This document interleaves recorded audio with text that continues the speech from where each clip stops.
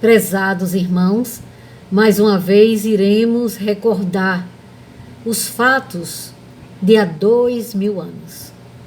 Então, enfermos de toda aquela região, de Corazim, de Magdala, de Betsaída, Dalmanuta e outras aldeias importantes do lago, de Genezaré, da Galileia, enchiam as ruas de Cafarnaum em uma turba ansiosa. Um grupo de infelizes e infortunados procuravam o discípulo Levi. E Levi os recebeu, mas disse da seguinte forma: o novo reino congregará todos os corações sinceros e de boa vontade, que desejam irmanar-se como filhos de Deus. Mas que podeis fazer na situação em que vos encontrais? Dirigiu-se a alguns, apontando-lhes as deficiências físicas e morais. Os infelizes entreolharam-se surpresos, cabisbaixos, humilhados, e se retiraram. A palavra rude de Levi os despertara, tomara-os uma dor sem limite. O grupo de pobres e infortunados retirou-se em desalento. Logo depois, Jesus chega à casa de Levi e Levi conta o episódio.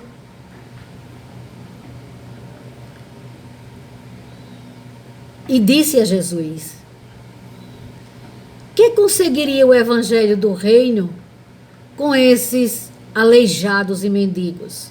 Fez uma pergunta a Jesus, depois de narrar o que ele tinha dito à turba de infelizes. Jesus olhou para Levi com profundo desvelo e falou com bondade: Levi, precisamos amar e aceitar a preciosa colaboração dos vencidos do mundo. Se o evangelho é a boa nova, como não há de ser a mensagem divina para eles, tristes e deserdados na imensa família humana? Os vencedores, Levi, os vencedores da terra não necessitam de boas notícias. Nas derrotas da sorte, as criaturas ouvem mais alto a voz de Deus, buscando os oprimidos, os aflitos, os caluniados. Sentimos-los tão unidos ao céu nas suas esperanças que reconhecemos na coragem tranquila que revelam um sublime reflexo da presença do nosso Pai em seus espíritos. Já observastes, Levi, algum vencedor do mundo com mais alta preocupação que a de defender o fruto da sua vitória material? Levi olhava para Jesus desapontado. Senhor, eu desejo apressar a supremacia do evangelho entre os que governam no mundo. Olha a infantilidade de Levi. Entre os que governam no mundo. Jesus, na sua infinita sabedoria e tranquilidade, diz: Levi, quem governa o mundo é Deus. E o amor não age com inquietação. Os triunfadores da terra chegariam com suas legiões, cheios de vaidades, e desejariam construir em suntuosos templos de pedra. Jesus estava profetizando nesse momento, né? Em cuja construção lutariam por hegemonias inferiores.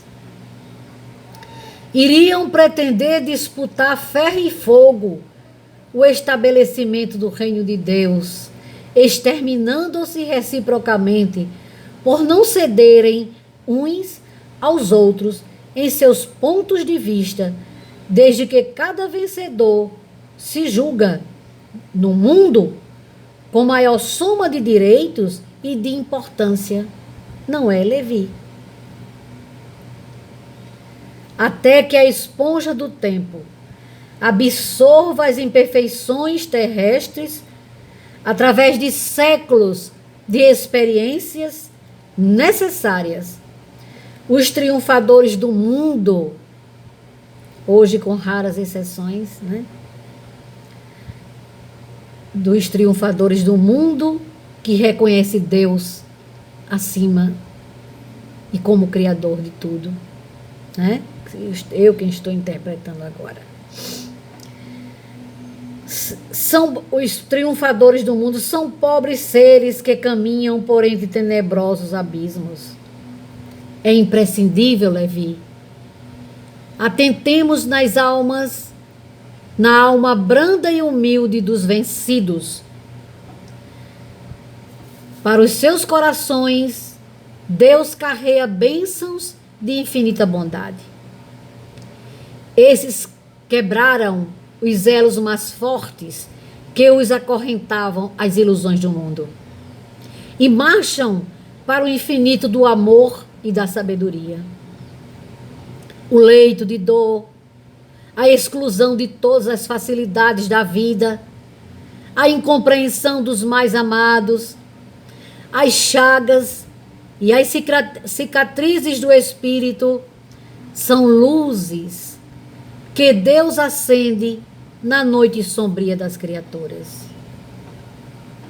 Levi, é necessário amemos intensamente os desafortunados do mundo. Suas almas são a terra fecundada pelo adubo das lágrimas e das esperanças mais ardentes, onde as sementes do Evangelho desabrocharão para a luz da vida. Eles saíram das convenções nefastas e dos enganos do caminho terrestre e bendizem do nosso Pai como sentenciados que experimentassem no primeiro dia de liberdade o clarão reconfortante do sol amigo e radioso que os seus corações haviam perdidos. Porque os que caminham na ilusão não estão preparados ainda para as verdades do reino dos céus. E quando a ilusão termina, que é a semeadura, e quando a lei diz basta, e vem o retorno da semeadura, e as desilusões, que são os efeitos da ilusão, chega às vidas, é quando há o choque de realidade, e as pessoas ficam mais maleáveis a compreenderem e a se elevarem ao Supremo Senhor da vida, ao nosso Pai, Criador e poder absoluto. Como Jesus diz a Levi, quem governa o mundo é Deus, Levi. Ele dá as experiências, as lições, as oportunidades, os talentos para os filhos usufruírem. Mas os mordomos dos bens materiais precisam entender que tudo pertence a Deus e o uso correto precisa estar alinhado com as leis supremas do universo. E também sobre os vencidos da sorte, sobre os que suspiram por um ideal mais santo e mais puro, do que as vitórias fáceis da terra, ou difíceis, né?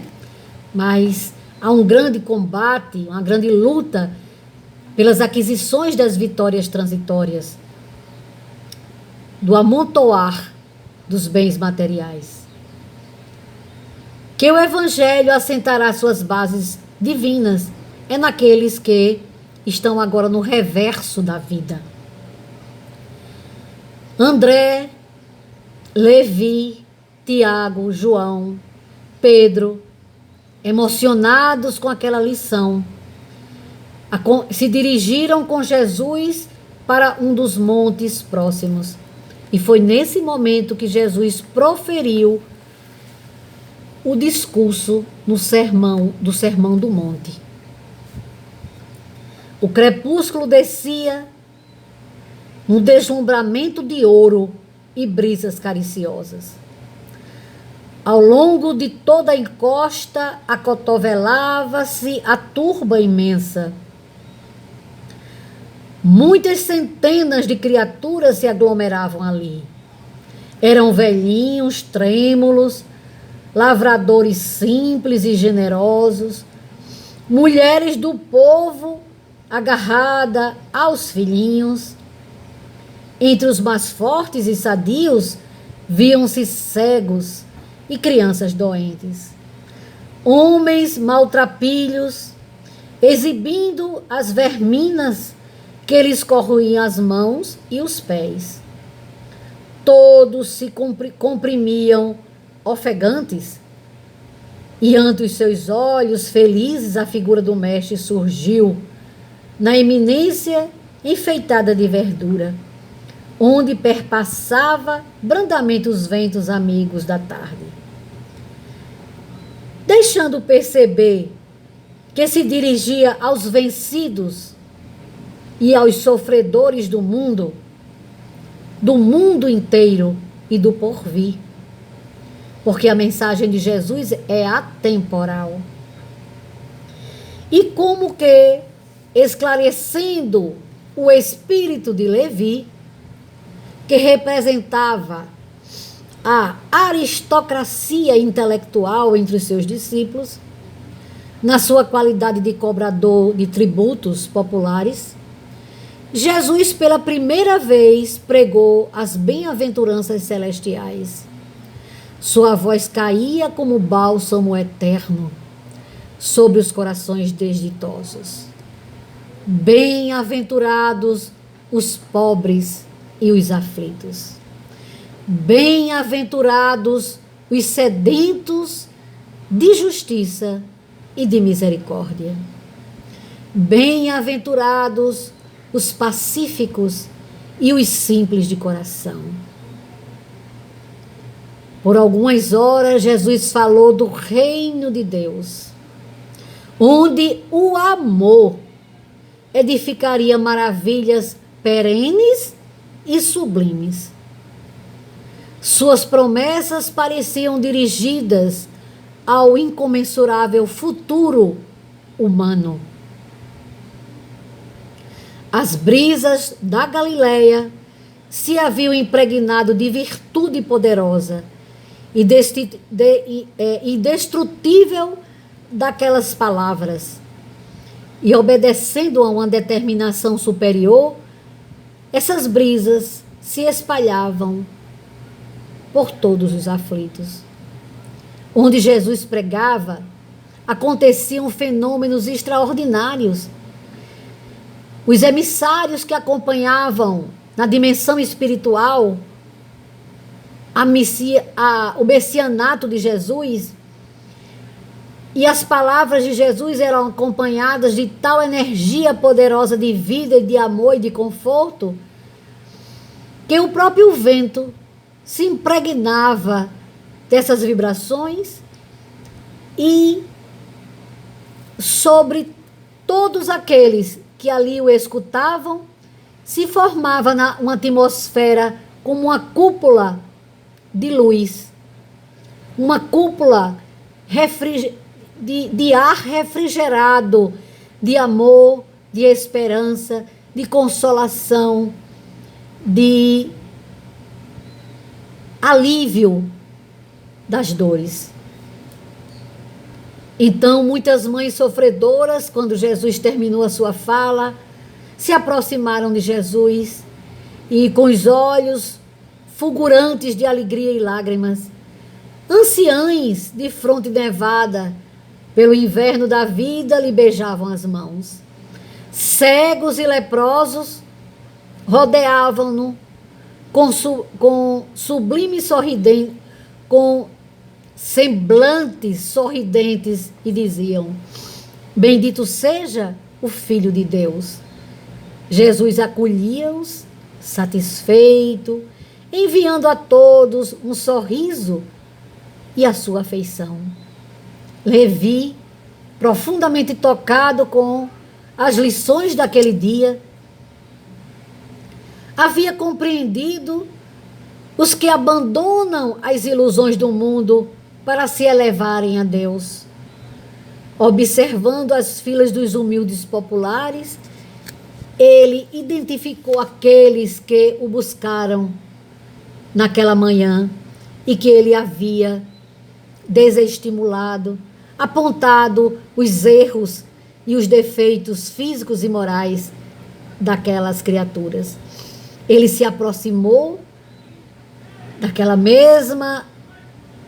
mesmo aglomerado e os abraçou.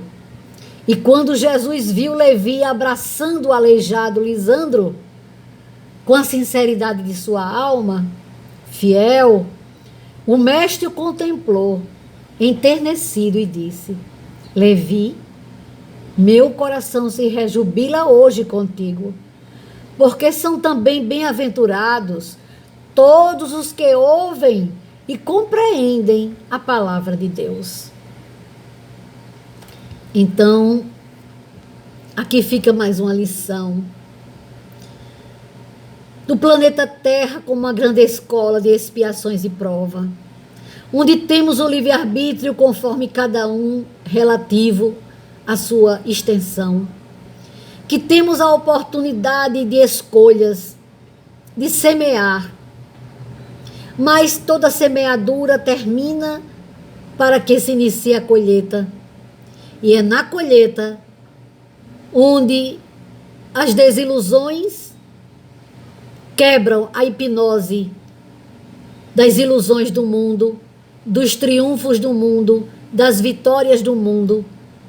E um dia nós iremos ter os bens do mundo, nós iremos entender que somos usufrutuários dos bens, que tudo pertence a Deus.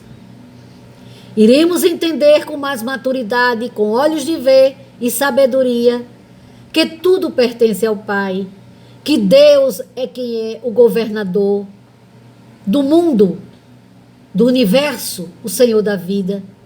Iremos ser bons usufrutuários, iremos usar os nossos talentos, que pertencem a Deus, com sabedoria.